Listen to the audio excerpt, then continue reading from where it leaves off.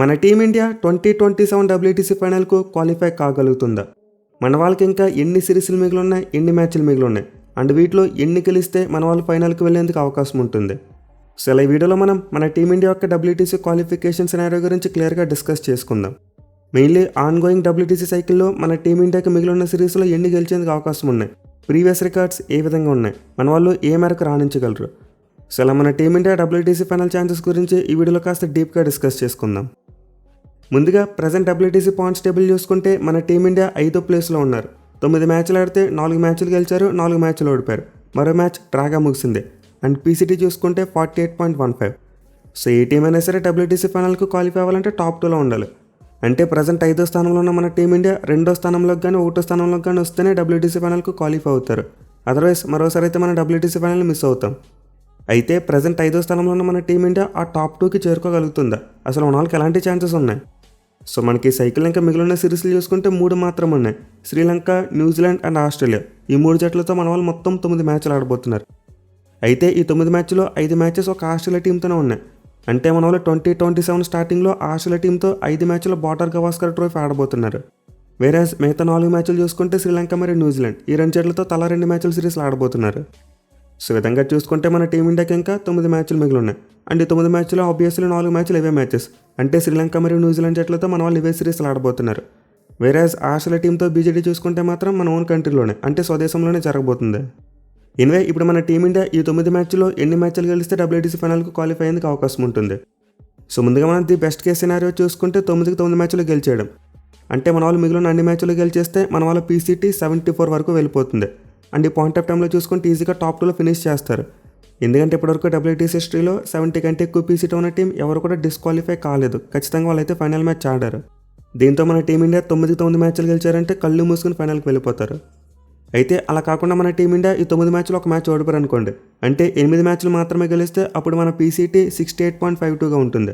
And ఈ point of టైంలో చూసుకున్నా సరే చాలా వరకు WTC ఫైనల్కి వెళ్ళేందుకు అవకాశాలు ఉంటాయి. ఇన్ఫ్యాక్ట్ 99% క్వాలిఫై అయిపోవచ్చు. అయితే ఇలా కూడా కాదు, మన వాళ్ళకి మిగిలిన 9 మ్యాచ్లో 7 మ్యాచ్లు మాత్రమే గెలిచారు, 2 మ్యాచ్లు ఓడిపారు. అండ్ ఇలాంటి సిచ్యువేషన్లో మన PCT చూసుకుంటే 62.96గా ఉంటుంది. అండ్ ఈ పాయింట్ ఆఫ్ టైంలో చూసుకున్న మన టీమిండియా WTC ఫైనల్ వెళ్ళేందుకు చాలా వరకు ఛాన్సెస్ ఉంటాయి. ఎందుకంటే WTC ఫైనల్ క్వాలిఫికేషన్కి ఆ బెంచ్ మార్క్ 60 PCT అని చెప్పుకోవచ్చు. అంటే ఏ టీం అయితే 60 కంటే ఎక్కువ PCT సాధిస్తారో వాళ్ళు మోస్ట్ లైక్లీ టాప్ 2లో ఫినిష్ చేస్తారు. ఈవెన్ ఒక సందర్భంలో బిలో 60 PCT ఉన్నప్పుడు కూడా మన టీమిండియా క్వాలిఫై అయ్యారు. అంటే 2023 WTC ఫైనల్ అప్పుడు చూసుకుంటే మన వాళ్ళు 58 PCTతో క్వాలిఫై అయ్యారు. బట్ అలా అని చెప్పి ప్రతిసారి కూడా బిలో 60 PCTతో క్వాలిఫై అవుతారంటే ఆల్మోస్ట్ ఇంపాసిబుల్. ఇన్ఫ్యాక్ట్ ఆ టైంలో మనం మిగతా మ్యాచ్ల యొక్క ఫలితాల గురించి ఎంత గట్టిగా వెయిట్ చేసామో మనందరికీ గుర్తే ఉంటుంది. ఒకవైపు మన టీమిండియా ఆస్ట్రేలియా టీంతో టెస్ట్ మ్యాచ్ ఆడుతుంటే అది మానేసి శ్రీలంక, న్యూజిలాండ్ జట్ల మధ్య జరిగిన టెస్ట్ మ్యాచ్ ఆడాల్సి వచ్చింది. అప్పుడు మన WTC ఫైనల్ ఛాన్సెస్ మన చేతిలో పూర్తిగా లేవు, వేరే మ్యాచ్ల ఫలితాల కోసం చూడాల్సి వచ్చింది. సో దీంతో అలాంటి సిచ్యువేషన్ రాకుండా కాస్త సేఫ్ సైడ్గా WTC ఫైనల్కు క్వాలిఫై అవ్వాలంటే మినిమం 60% అన్న ఉండాలి PCT. బట్ అలాగని చెప్పి 60% కంటే ఎక్కువ ఉన్న ప్రతిసారి కూడా క్వాలిఫై అవుతామని చెప్పలేం. కొన్నిసార్లు 60% కంటే ఎక్కువ ఉన్నా సరే క్వాలిఫై కాకపోవచ్చు. సో సేఫెస్ట్ మార్క్ అయితే 70%. అంటే PCT 70 కంటే ఎక్కువ వెళ్తే ఈజీగా కళ్ళు మూసుకుని క్వాలిఫై అయిపోవచ్చు. వేరే 60కి 70కి మధ్యలో ఉంటే మాత్రం ఒక 90% వరకు ఛాన్స్ ఉంటుంది. లేదంతకంటే తక్కువలో ఫినిష్ చేస్తే మోస్ట్ లైక్ లస్సం పోతాం. సో ఇంత మనం 60% PCTని బెంచ్ మార్క్గా పెట్టుకుంటే మన టీమిండియాకి ఇంకా 7 విజయాలు కావాలి. అంటే మన వాళ్ళకి ఇంకా మిగిలిన 9 మ్యాచ్లో కనీసం 7 మ్యాచ్లనే గెలవాలి. అప్పుడు మాత్రమే మన PCT 60% దాటి WTC ఫైనల్కు క్వాలిఫై అయ్యేందుకు అవకాశం ఉంటుంది. లేదు 6 మ్యాచ్లు గెలిచి ఫైనల్కు క్వాలిఫై అవ్వాలంటే మిగతా మ్యాచ్ రిజల్ట్స్ కూడా మనకు అనుకూలంగా రావాలి. అంటే మన వాళ్ళు మిగతా 3 మ్యాచ్లు డ్రా చేసుకోవాలి. అదర్వైజ్ మిగతా జట్ల మధ్య జరిగే మ్యాచ్ల యొక్క ఫలితాలు మనకు అనుకూలంగా రావాలి. అదే మన వాళ్ళు 7 మ్యాచ్లు గెలిచేసారంటే హెడ్ఎక్ ఏమీ ఉండదు, చాలా వరకు క్వాలిఫై అయిపోవచ్చు ఫైనల్కే. సో ఇప్పుడైతే మీకు ఒక క్లారిటీ వచ్చింది అనుకుంటున్నా మన టీమిండియా ఎన్ని మ్యాచ్లు గెలిస్తే WTC ఫైనల్కి వెళ్తారనే దాని మీద. అయితే ఇప్పుడు క్వశ్చన్ మార్క్ ఏంటంటే మన టీమిండియాకి మిగిలిన 9 మ్యాచ్లో 7 మ్యాచ్లు గెలవగలరా లేదని చెప్పి. సో ఆబ్వియస్లీ దీని గురించి కూడా మనం గట్టిగా డిస్కస్ చేసుకోవాలి. ఎందుకంటే ప్రజెంట్ మన టీమిండియా టెస్ట్ టీం యొక్క ఫామ్ అంత గొప్పగా ఏమీ లేదు, మన వాళ్ళైతే ఎక్కువ మ్యాచ్లు ఓడిపోతున్నారు. బట్ ఎనివే రాబోయే శ్రీలంక సిరీస్ అయితే మన టీమిండియాకు కొంతవరకు అనుకూలమని చెప్పుకోవచ్చు. అంటే గతంలో చూసుకుంటే శ్రీలంక సాల్ మీద మన టీమిండియాకు చాలా మంచి రికార్డ్స్ ఉన్నాయి. ఎస్పెషల్లీ మన వాళ్ళు చివరిగా 2017 సంవత్సరంలో శ్రీలంక వేదికగా 3 టెస్ట్ మ్యాచ్లు సిరీస్ ఆడారు. అండ్ ఆ సిరీస్లో చూసుకుంటే మన వాళ్ళు శ్రీలంక టీంను ఘోరంగా ఓడించారు. ఇన్ఫ్యాక్ట్ వైట్ వాష్ చేశారు, 3-0 తేడాతో సిరీస్ని గెలిచేసుకున్నారు. ఈవెన్ అంత ముందు చూసుకున్న శ్రీలంక వేదికగా 2015లో ఆడినప్పుడు కూడా మన టీమిండియా సిరీస్ గెలిచారు. 3 మ్యాచ్ల సిరీస్ను 2-1 తేడాతో గెలిచారు. సో ఇంత చివరిగా మన టీమిండియా శ్రీలంక వేదికగా 6 మ్యాచ్ల్లో 5 మ్యాచ్లు గెలిచేశారు, ఒక్క మ్యాచ్ మాత్రం ఓడిపారు. Which means outstanding record అని చెప్పుకోవచ్చు. పైగా రీసెంట్గా చూసుకుంటే మన టీమిండియా శ్రీలంక టీంతో ఒక వార్మప్ మ్యాచ్ ఆడారు అండ్ దానిలో కూడా మన వాళ్ళు గెలిచేశారు. బట్లర్గా మియా సిరాజ్ భాయ్ చివరిలో 3 సిక్స్లు కొట్టి మరీ మ్యాచ్ని గెలిపించాడు. సో ఇంత మన టీమిండియాకి శ్రీలంక సిరీస్లో చాలా వరకు ఆల్ ఈజ్ వెల్ అన్నట్టు కనిపిస్తుంది. బట్ మనం గుర్తుపెట్టుకోవాల్సిన విషయం ప్రజెంట్ మన టీమిండియా యొక్క ఫామ్ చాలా అంటే చాలా పూర్గా ఉంది భయ్య. టెస్ట్ ఫార్మేట్లో మన వాళ్ళు శ్రీలంక టీం మీద వార్మప్ మ్యాచ్ గెలిచారు నిజమే, బట్ ఆ మ్యాచ్ ఎలాంటి పిచ్ మీద ఆడారు? ఒక ఫ్లాట్ ట్రాక్ మ్యాచ్ జరిగింది. స్పిన్ బౌలింగ్కి మరీ అంత ఎక్కువగా అనుకూలించలేదు. అదే శ్రీలంక వాళ్ళు ఒక ర్యాంక్ టనర్ పిచ్ తయారు చేసిస్తే మన టీమిండియా బొక్కబోర్లా పడిపోద్ది. ఎందుకంటే మన వాళ్ళు స్పిన్ ఫ్రెండ్లీ పిచ్చెస్ మీద ఎలా స్ట్రగుల్ అయ్యారో మనం కళ్ళారా చూసాం. సొంత గడ్డ మీద న్యూజిలాండ్పై వైట్ వాష్ అయ్యారు, అలాగే తర్వాత సౌత్ ఆఫ్రికా టీం మీద కూడా వైట్ వాష్ అయ్యాం. ఎందుకు? స్పిన్ బౌలింగ్ సరిగ్గా ఆడలేకపోవడం వల్ల. సో ఇంత ప్రజెంట్ మన టీమిండియా శ్రీలంక టీంని డిఫీట్ చేయడం ఏమాత్రం అంత సులువుగా ఉండదు, ఖచ్చితంగా చాలా డిఫికల్ట్గా ఉంటుంది. మరి ముఖ్యంగా నాకు ఎందుకు శ్రీలంకలో ట్రాప్ సెట్ చేసారేమో అనిపిస్తుంది. అంటే ఈ ప్రాక్టీస్ మ్యాచ్లో ఒక మంచి బ్యాటింగ్ ఫ్రెండ్లీ ట్రాక్ ఇచ్చేసి మన కాన్ఫిడెన్స్ని పెంచేశారు. కానీ రియల్ సిరీస్ మొదలయ్యేసరికి వాళ్ళు ఏమైనా ర్యాంక్ టనర్ పిచ్చెస్ ఇస్తే మాత్రం మన వాళ్ళు కంప్లీట్లీ బాల్తో పడిపోతారు. సో ఇంత ఖచ్చితంగా మన టీమిండియా శ్రీలంక సిరీస్ గెలిచేస్తారని నాకైతే నమ్మకంగా అనిపించట్లేదు భయ్య. అంటే వెస్టిండీస్ మీద ఆఫ్ఘనిస్తాన్ మీద గెలిచినట్టు ఈజీగా గెలవడం ఆల్మోస్ట్ ఇంపాసిబుల్. ఖచ్చితంగా శ్రీలంక టీం మనకి చాలా హెవీ కాంపిటీషన్ ఇస్తారు. వాళ్ళకు కూడా ఈ సిరీస్ చాలా ఇంపార్టెంట్. ఎందుకంటే వాళ్ళు కనుక ఈ సిరీస్ని 2-0 తేడాతో గెలిస్తే మన టీమిండియా వెనక్కి నెట్టి WTC పాయింట్స్ టేబుల్లో పైకి వెళ్ళిపోతారు. సో శ్రీలంక టీం కూడా WTC ఫైనల్ పరంగా చూసుకుంటే ఈ సిరీస్ చాలా క్రూషియల్. వాళ్ళు కూడా గెలుపు కోరుకుంటారు. దీంతో ఖచ్చితంగా హెవీ కాంపిటీషన్ ఇస్తారు. అయితే కరెంట్ టీం వైజ్గా చూసుకుంటే శ్రీలంక టీం కూడా కొంతవరకు స్ట్రగుల్ అవుతున్న టీమే. అంటే వాళ్ళు కూడా టెస్ట్ ఫార్మాట్లో మన టీమిండియాలోనే స్ట్రగుల్ అవుతున్నారు. ఇన్ఫాక్ట్ టెస్ట్ ఫార్మాట్ ఒకటే కాదు, మిగతా ఫార్మాట్స్లో కూడా వాళ్ళు స్ట్రగుల్ అవుతున్నారు. సో ఇంత మన టీమిండియా లాస్ట్ ఇయర్ ఇంగ్లాండ్కి అగైనెస్ట్గా ఆడినప్పుడు అలాంటి ఒక టైట్ సిరీస్ చూసామో అలాంటి టైట్ సిరీస్ చూసేందుకు అవకాశం ఉంటుంది ఇప్పుడు శ్రీలంక టీంతో కూడా. అయితే ఆ తర్వాత న్యూజిలాండ్ టూర్ విషయానికి వస్తే మాత్రం చాలా కష్టం భయ్య. మన టీమిండియా న్యూజిలాండ్ టీంని ఓడించడం ఆల్మోస్ట్ ఇంపాసిబుల్లా కనిపిస్తుంది. ఎందుకంటే ప్రజెంట్ న్యూజిలాండ్ టెస్ట్ టీం చాలా బలంగా ఉన్నారు. అండ్ WTC పాయింట్స్ టేబుల్లో చూసుకుంటే వాళ్ళు ఆల్రెడీ టాప్ 2లో ఉన్న team. At the same time New Zealand సాల్ మీద మన టీమిండియా రికార్డ్ చూసుకుంటే చాలా వరస్ట్గా ఉంది.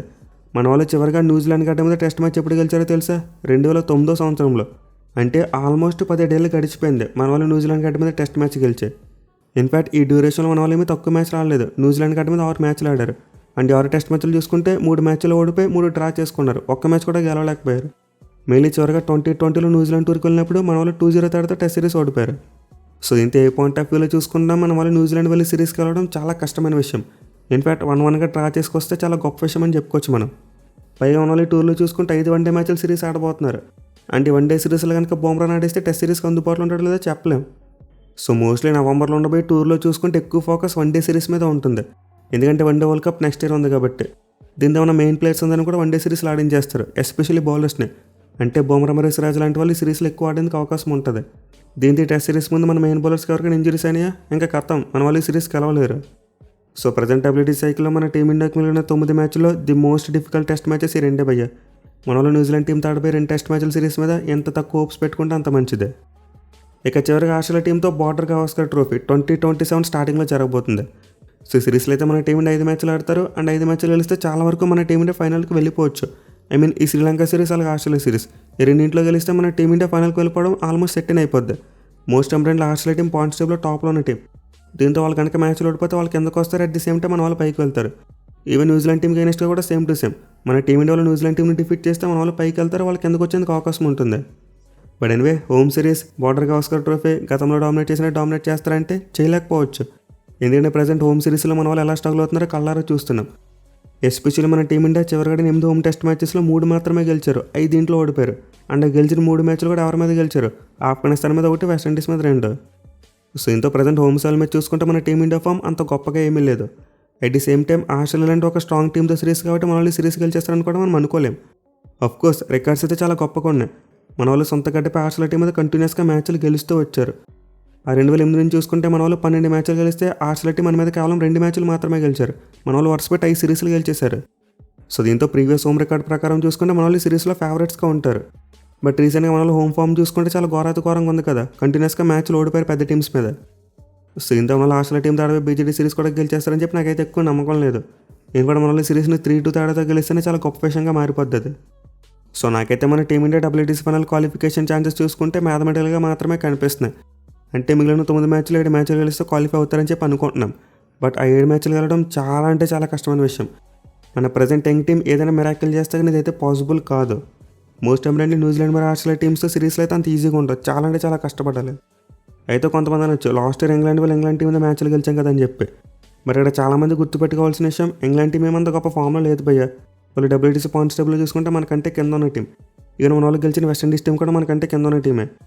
అట్ ది సేమ్ టైం ఆ ఇంగ్లాండ్ సిరీస్లో చూసుకుంటే పిచ్చెస్ కొంతవరకు మనకు అనుకూలించే, అంటే మన బ్యాట్స్మెన్కి సూట్ అయ్యే పిచ్చెస్ దొరికాయి. బట్ ఈ శ్రీలంక సిరీస్, న్యూజిలాండ్ సిరీస్లో అలాంటి పిచ్చులు దొరకడం చాలా కష్టమైన విషయం. వేరే జోమ్సాల్ మెచ్చారపై BGDలో చూసుకున్నా మన వాళ్ళు అలాంటి పిచ్చులు చేస్తారో మనకే తెలియదు. సో ప్రాక్టికల్గా చూసుకుంటే ప్రజెంట్ WTC సైకిల్లో మన వాళ్ళు గెలిచిన 4 మ్యాచ్లు కూడా కింద ఉన్న టీమ్స్ మీద గెలిచారు. దీంతో మనకు మిగిలిన మ్యాచెస్లో పైన ఆస్ట్రేలియా మరియు న్యూజిలాండ్ టీమ్స్ని డిఫీట్ చేయగలరంటే అది కొంతవరకు నమ్మడానికి కష్టమైన విషయం. ఇంకా సింపుల్గా చెప్పాలంటే నాకైతే పర్సనల్గా నమ్మకం లేదు దొర. మన వాళ్ళైతే WTC ఫైనల్కు క్వాలిఫై కాకపోవచ్చు. నేనైతే హోప్స్ చాలా తక్కువ పెట్టుకుంటున్నా. నెక్స్ట్ ఇయర్ మన ఫోకస్ మొత్తం వన్డే వరల్డ్ కప్ మీద ఉండబోతుంది. నా ఫుల్ హోప్స్ అన్ని కూడా 2027 వన్డే వరల్డ్ కప్ మీద ఉన్నాయి. బట్ ఎనివే క్రికెట్లో ఎప్పుడైనా ఏదైనా జరగచ్చు. ఏదైనా మిరాకిల్ జరిగి మన టీం WTC ఫైనల్కు క్వాలిఫై కూడా కావచ్చు. యాజ్ ఏ టీమిండియా ఫ్యాన్గా మన వాళ్ళు గెలవాలని చెప్పి మనం కోరుకుంటాం. అండ్ ఇప్పుడు కూడా సేమ్ టు సేమ్ మన వాళ్ళు మిగిలిన 9 టెస్ట్ మ్యాచ్లు అన్నీ కూడా గెలిచేసి WTC ఫైనల్కి వెళ్ళాలని చెప్పి కోరుకుందాం. Thank you for watching. Have a nice day.